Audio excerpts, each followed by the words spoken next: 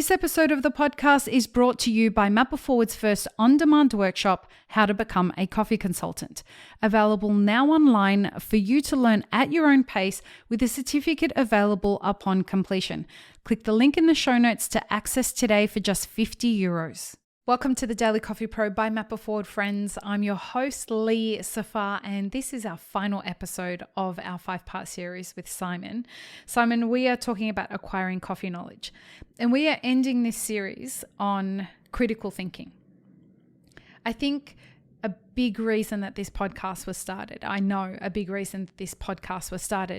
was because I didn't see enough demonstrations out there of critical thinking. I saw a lot of people out there that were creating trends and hedging their bets on the fact that if I start a trend and I find the right way to market that trend, it's going to catch fire and it's going to just burn through the whole industry and it's going to go really great. And this really infuriated me throughout my career. And I wanted to, and it continues to happen and it continues to infuriate me. And I really wanted to see more critical thinking in the industry. So for me, a big problem is that when people are married to their ideas, or the opposite of that, where people completely hand over their decision-making to some cult leader within the industry to tell them how they should think. I think both of those things are very dangerous and the kind of opposite of critical thinking. What are your thoughts about critical thinking in the industry? I think you mentioned something straight away that I've always been a firm believer of, which is I think it's important for people to have strong opinions about specific things, but I think it's important to remain open-minded and to say, yep, I was wrong about that. And this is actually not as accurate and correct as I thought it was. But I think it's also important to have an opinion on specific things, because otherwise you're leaving your opinion up to other people. You mentioned that about coffee. I think it's something that we just observe in society in general, in politics, where there's a general lack of critical thinking about a lot of things. A lot of people don't have political opinions, which I think is incredibly dangerous. Not to have an opinion. You can change your opinion, then that's totally fine to go back on certain ideas that you had, etc. But I think it's important to have an opinion. I think it's the same thing in coffee. It might not be as bad if you don't have an opinion on everything, but I think it's important to do your own research and to make up your own minds, because otherwise you're sort of like letting that knowledge be in the hands of other people that, well, first of all, might not necessarily be right about what they're saying. Even if they're experts, they might not have the same preferences as you do, or they might have different intentions and some commercial intentions behind them. Why do you think it's dangerous when people are married to their ideas in the coffee industry?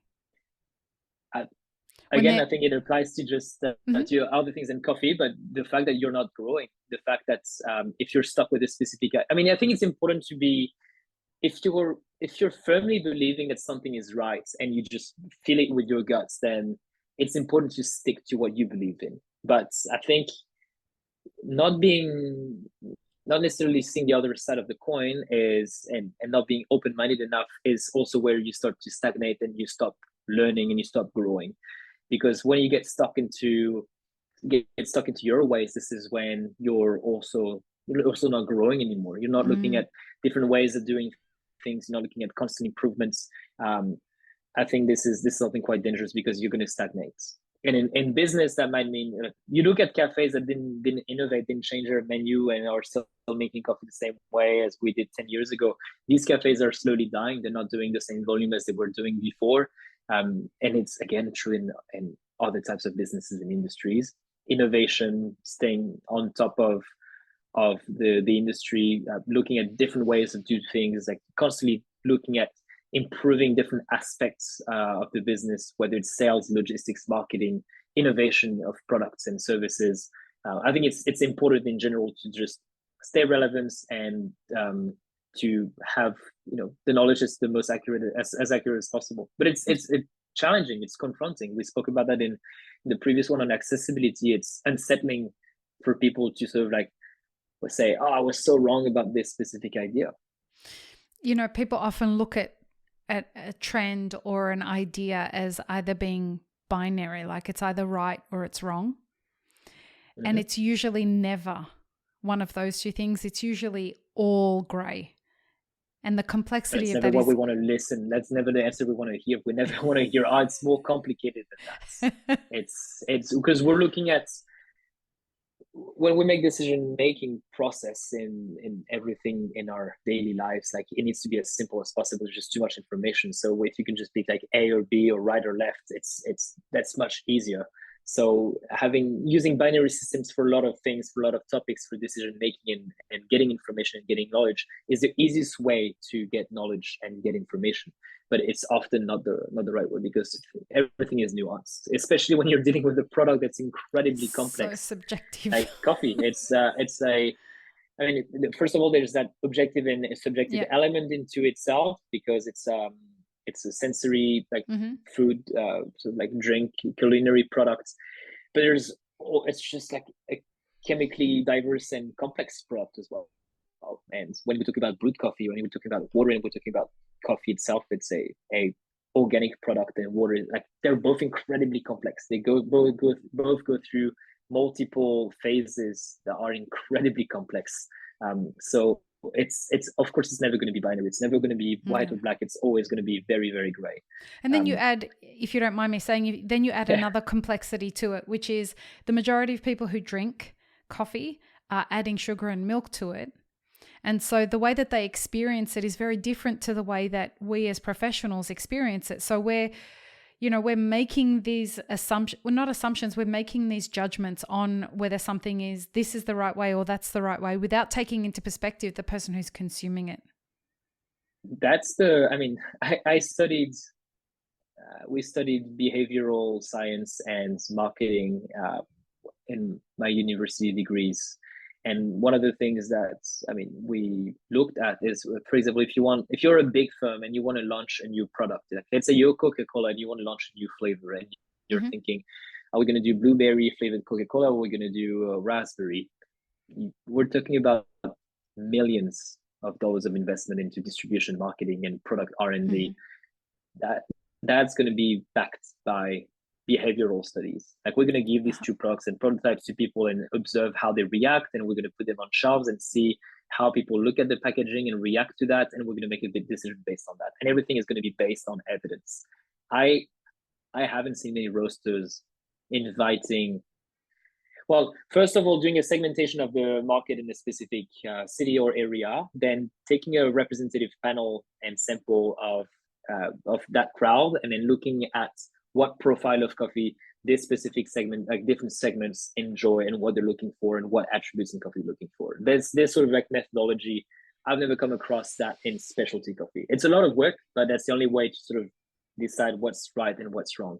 And I think that ties nicely into critical thinking, in the sense that we as coffee professionals end up making decisions on purchasing, on roasting, and on recipes based on what we enjoy or what we think the general consumer enjoys. That's hopefully the better case scenario of the two.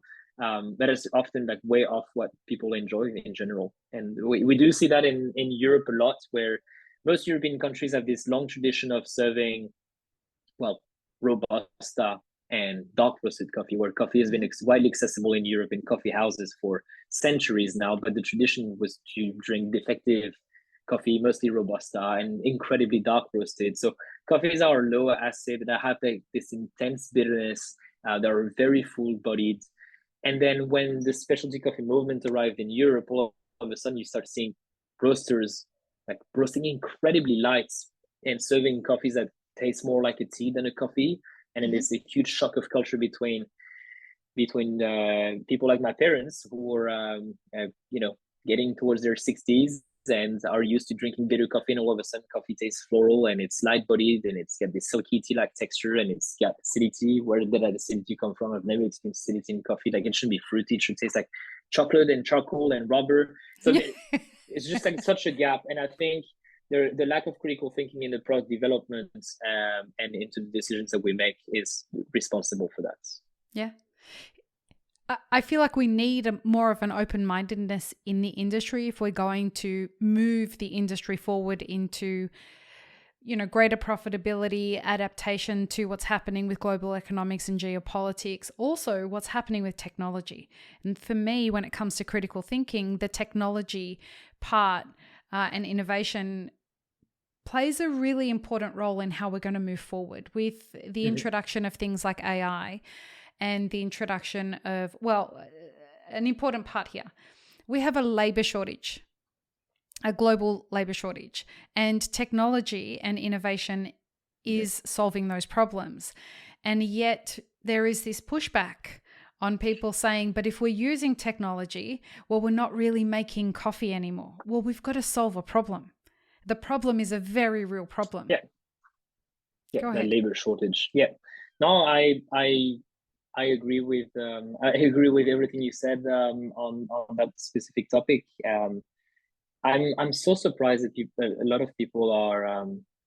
I guess I was surprised because in my inner circle, everyone seems to be very enthusiastic about AI and about new technologies available, but the broader general public opinion and audience seems to be very reluctant about all these things, and it does I think fix a lot of the issues. And we're not just talking about coffee; we're talking about like it has the ability to change the whole world and potentially provide for a universal wage and revenue for everyone. Like at some point, if we can get machines, like long term speaking, get machines to make a lot of decisions for us, and if everyone can have a fairer wage and everybody can live a bit more decently, then I think it's an amazing thing.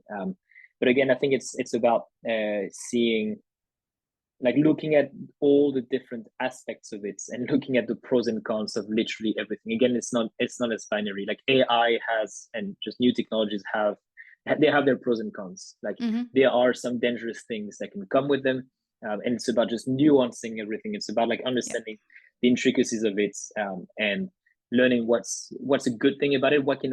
How can we put that to use for the greater good, and then what is dangerous about that? What do we need to be aware of? And you see the same thing in coffee, same thing with, and that ties nicely into the trends. Like you need to be critical about those trends. You need to be critical about, what people are saying about them, what's good and what's bad.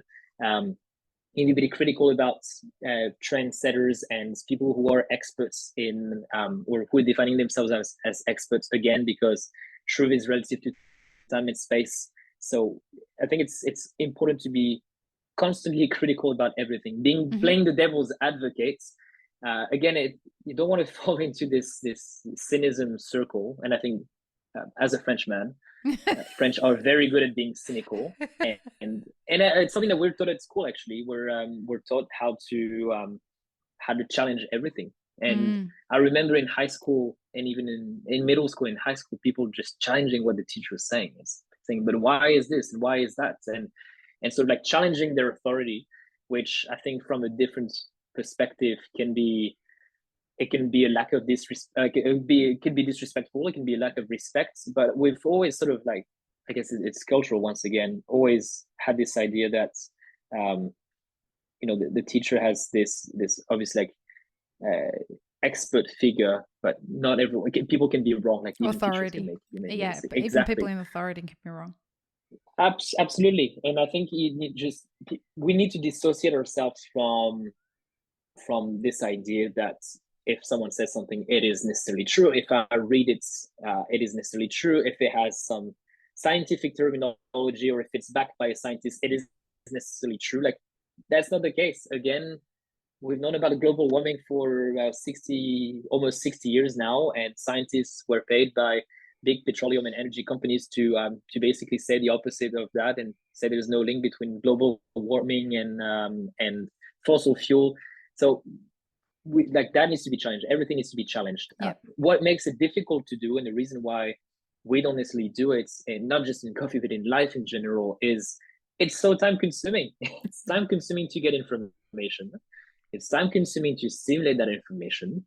And then if we're on top of that, we have to verify it and challenge it, then it becomes a very long, complex process. So I know it's daunting, and it's much easier to to take things for granted and just read something and be like, oh yeah, that sounds true. But unfortunately, you end up paying the price for it in the long run, because it's probably the same thing for you. Like most of what I learned about coffee when I did my first coffee course 9 years ago, I think, most of that is proven to be untrue today. Like Correct. 99% of the things So I much learned of back it. then on how to make coffee, why Yeah. coffee tastes this way. Like I remember everything was about terroir. Everything was about, oh yeah, that's Everything. because this coffee is grown in Brazil and it's because of the altitude. And it's like, and now you realize that actually coffee from Jamaica is so good, not necessarily because they have an amazing terroir, because they have Typica as a variety that's a great tasting variety, and the Reunion Island coffee is not bitter because of the terroir and the altitude and the clouds and whatever animal live on the farm. Now it's because they have the access to this genetic mutation and this variety that doesn't have and has low levels of caffeine. So a lot of things that you learn in coffee or in general end up being untrue in the future, and I feel terrible about that. But a lot of the things that I teach people when I do courses, when I do workshops, might end up being wrong in the future, and that's totally okay with that. I think we need to be okay with this idea, and we need to be vulnerable enough to admit that was I'm wrong. wrong. I was, or it's changed. Yeah. It's what a wonderful place to end the conversation on this idea of like, hey folks, it's okay to be wrong, and it's okay to admit that you're wrong. That's a part of critical thinking, being able to say that I don't know, or I was.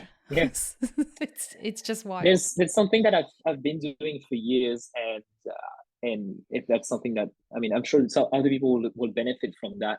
I can't remember where I picked that from, but I must have heard someone do that, and I started doing the same thing. But each year around New Year's time, so at the end of the year on the 31st, I pull together a list of things that I believe in life in general, or in coffee, like strong beliefs that I have. And then I revisit that list a year later. I revisit the previous year's list, and then I make a new list.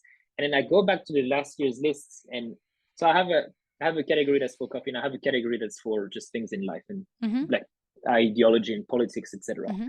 And there's a lot of stuff in coffee that I go back to it a year or 2 years later, and I'm like, oh my God, like who wrote this? Like I'm so ashamed to write some of these things. You should publish some of these lists, Simon. Yeah, no, I definitely will. I'll give you an example. I remember in 2017, I wrote something like, I believe that variety doesn't matter that much in coffee, and it's not that important, because I had tasted a whole bunch of varieties that, it might have been 2016, I can't remember, but I tasted a whole bunch of varieties, and they all seem to be in the same sort of like ballpark in terms of flavors. And that's until I was later introduced to some more exotic, noble varieties that have a lot more characteristics to them, that I was like, okay, variety does matter. And reading that now just feels like I'm so ashamed of. Well, let me defend the 2016 version of you. Like when critical thinking has been something that I've been on a deep, deep, deep journey on since I was doing my science degree. And I think the perspective that you take on the piece of knowledge is really important. So if you're looking at something really closely and you're not exposing yourself to a more kind of helicopter view of something, you don't really get to see the fuller picture. So our truths can be correct based on the perspective that we're taking at the time. It's if we allow ourselves access to greater access to being challenged, to being vulnerable, to being around smarter people. So knowledge and truth is also directly correlated to the amount of exposure we give ourselves about a particular subject. To that perspective that you have, and to the environment you're into. Absolutely. As soon as you sometimes like step back a little bit, all of a sudden your whole world that you believed in sort of collapses, because you're being challenged and you have this like new perspective, and you're saying things that you didn't think of in the first place. But I think to wrap it up around, like to wrap this whole thing up, and that's not something that I didn't really insist too much on that, but I think is important to me, and that talks a lot about my approach about the topic and the knowledge in general. There are things that we know in coffee are true today and will be true tomorrow. And again, to me, that's the sensory aspect. And something that I've been encouraging for years now is to base a lot of the learning and decisions on sensory, but on objective sensory description. So if I increase the water temperature in my kettle, and I do a V60 and I do a pour over, what happens in the final cup? So if I go from 92 to 95 degrees, I'll start getting a little bit more dryness. The sweetness might increase a little bit, but we'll see that the acidity becomes sharp when the coffee cools down. It might become unbalanced, and we're getting different flavors. So we're getting less fresh fruit, but we're getting more of the brown, maybe some stewed fruits, maybe some like rougher notes coming out as well. And this is something that will remain true in the future. Now, why this happens, I have no idea.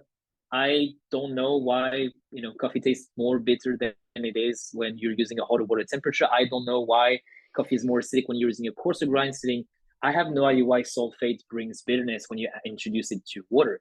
I don't know these things, but I do know what happens when you do that. I do know what happens when you introduce potassium to your water. I do know that it brings body, it brings sweetness, and it will bring those chocolate umami, like purple fermentation notes. Why that happens, no idea. But you know that it happens. You have empirical evidence that happens. And I'm not a scientist. I don't have the background to verify this information. So instead of spending a lot of time like trying to dig into pseudoscience and trying to explain that in a very complicated way, I sort of try to stay away from the conversation, let other people who are experts into this area, who have the skill set, baggage, and background to verify those information, and then maybe work alongside these people and sort of challenge that and then try to understand it, because I'm interested in understanding that. But I do acknowledge and recognize the fact that I can't answer the why. And I know a lot of people are bothered by that, and they're feeling uncomfortable, and they think it's more difficult to learn things when you don't understand why. And I can totally see where from a learning process point of view, it's more challenging.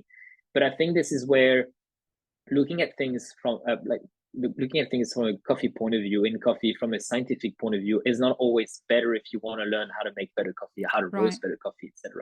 And basing things based on evidence, which the evidence is in the final cup. The evidence is in the TDS reading. It's not the aromatics measured in gas chromatography, because again, like there are things that you can measure with a tool and instrument, but what if it's above the human threshold to be detecting those specific aroma or specific thresholds of aroma? Like there are things that sometimes you hear claims of this produces like this much more aromatic compounds. First of all, are they good aromatic compounds? Are we able to detect them? Like the only reliable source of objective evidence is sensory. And it can be sensory by experts, it can be sensory by intermediate groups, sensory by beginners, different levels of like sensory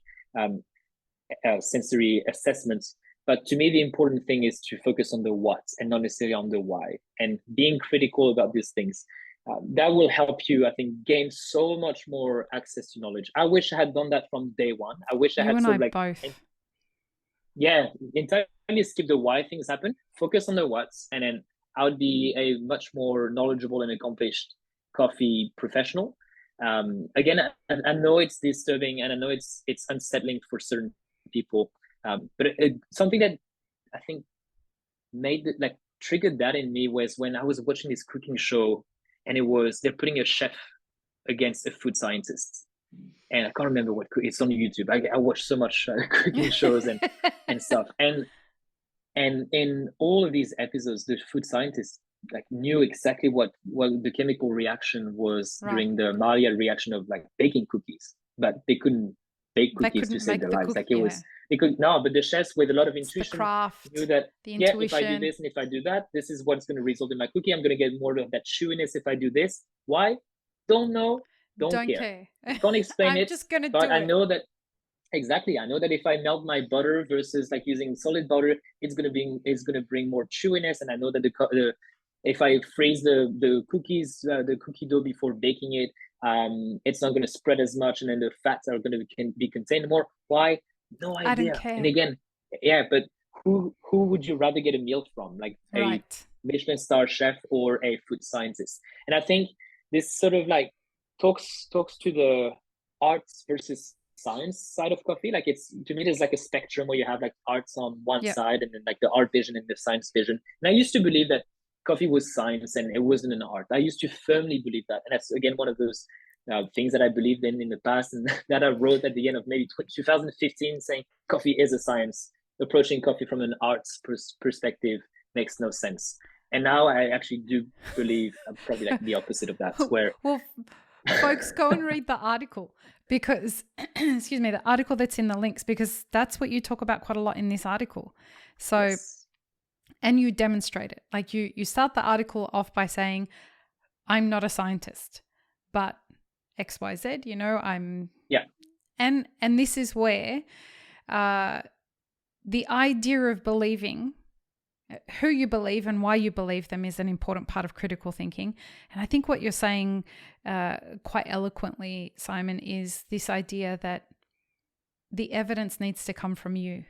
Like if you believe something, if you look at something and you want to figure it out, go and test it, go and try it, become the creator of your own verifiable knowledge through that way.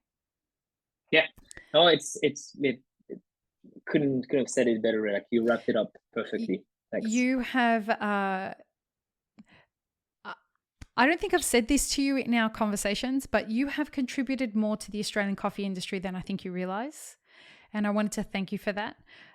The approach that you take to the generosity of wanting to actually elevate the way that people absorb knowledge and have access to knowledge in the Australian coffee industry is very generous and very very refreshing to see as somebody who's been in this industry for 20 years. So thank you for what you contribute to the industry. We are lucky to have you. And on that note, where can people find you on social media? Because you're a must follow. Simon _Gautherin. So Simon _ last name. I do publish coffee related content, all things around the supply chain, but mainly around brewing and sensory. But yeah, thanks for the kind words. If you could say that to the government so they could fast track my permanent residency, that'd be amazing. If I could, I would, my friend. I promise you I would. Thanks. Why don't you just send them this episode or this series and we can see if we can make that happen. To the application. But links in the show notes, folks. And if you get the opportunity to catch a workshop that Simon's doing, make sure that you get to one. So Simon, would you do us the honor of signing off this whole series, please? Thanks a lot for listening or watching to this episode. We'll catch you later. Peace, love, and peanut butter. Have an amazing rest of your day, folks. Thanks, Simon. Thanks for tuning in, friends. There are 2 ways you can support this podcast. Firstly, become a paid member of our YouTube channel. Secondly, you can join our Patreon for as little as $3 a month. Don't forget to subscribe and like this video before you leave and check the show notes for more information. Now, this is what you should check out next.